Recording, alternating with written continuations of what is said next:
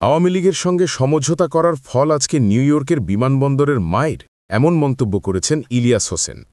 সোমবার রাত ৩:১০ নিজের ফেসবুক অ্যাকাউন্টে দেওয়া এক পোস্টে তিনি এই মন্তব্য করেন।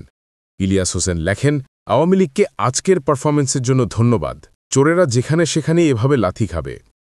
এর আগে নিউ ইয়র্কের জন এফ কেনেডি আন্তর্জাতিক বিমানবন্দরে অন্তর্বর্তী সরকারের প্রধান ড মোহাম্মদ ইউনূসের প্রতিনিধি দলের সদস্য জাতীয় নাগরিক পার্টির সদস্য সচিব আখতার হোসেনকে লক্ষ্য করে ডিম নিক্ষেপ করে বাংলাদেশে কার্যক্রম নিষিদ্ধ সংগঠন আওয়ামী লীগের যুক্তরাষ্ট্র শাখার নেতাকর্মীরা।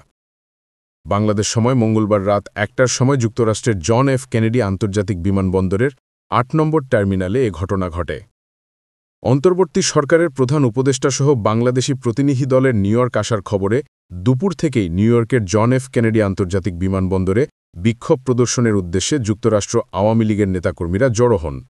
একই সময় প্রধান উপদেষ্টাসহ বিএনপি মহাসচিবকে স্বাগত জানাতে আনন্দ সমাবেশ করেন বাংলাদেশ জাতীয়তাবাদী দল। উভয় দলের কর্মীরা মুখোমুখি অবস্থান নিয়ে বিভিন্ন স্লোগান দেন। উভয় দলের কর্মীদের হাতে ছিল নানা রঙের ব্যানার ও ফেস্টুন। চরম উত্তেজনা বিরাজ করতে থাকে উভয় দলের নেতাকর্মীদের মাঝে। ফ্লাইটটি ৮ নম্বর টার্মিনালে অবতরণের আগেই বাইরে পক্ষে বিপক্ষে বিভিন্ন স্লোগানে মুখরিত হয়ে ওঠে গোটা টার্মিনাল এলাকা। দুপুর থেকেই জেএফকে বিমানবন্দরে জড়ো হয় প্রধান উপদেষ্টা বরণ করতে আসা যুক্তরাষ্ট্র বিএনপি ও বিভিন্ন অঙ্গসংগঠনের নেতাকর্মীরা নানা ধরনের স্লোগান দিতে থাকেন।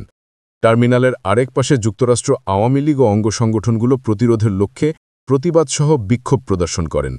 বিকেল ৪:৩০টার দিকে প্রধান উপদেষ্টার সফর সঙ্গীরা একে একে বের হয়ে টার্মিনালে অবস্থিত গাড়ির দিকে যাবার প্রাক্কালে আওয়ামী লীগের নেতাকর্মীরা জাতীয় নাগরিক পার্টির সদস্য সচিব আখতার হোসেন এবং সিনিয়র যুগ্ম সদস্য সচিব ডাক্তার তাসনিম জারাকে অকথ্য ভাষায় গালাগালি দিতে থাকেন।